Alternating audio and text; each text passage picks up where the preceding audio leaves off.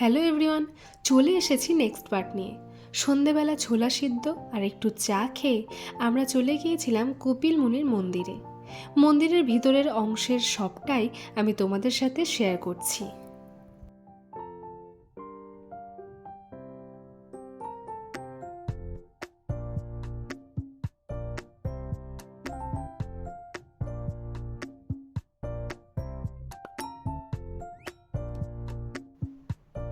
তারপরে আমরা চলে গিয়েছিলাম কপিল সরোবর, যেখানে একটি দিঘির মাঝখানে মা গঙ্গার মূর্তি বসানো ছিল।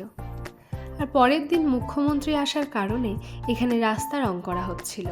তারপর আমরা চলে গিয়েছিলাম আবার মন্দিরে আরতি দেখতে। সন্ধেটুকু কাটানোর উদ্দেশ্যে আমরা গঙ্গাসাগরের মন্দিরের আশেপাশের একটু রাস্তাগুলো ঘুরে দেখছিলাম। কত সুন্দর আলো দিয়ে সাজানো ছিল, কারণ সামনেই গঙ্গাসাগরের মেলা ছিল। তারপরে আমরা একটু ফুচকা খেয়ে নিয়েছিলাম। এবার আমরা রওনা দিলাম রুমের উদ্দেশ্যে।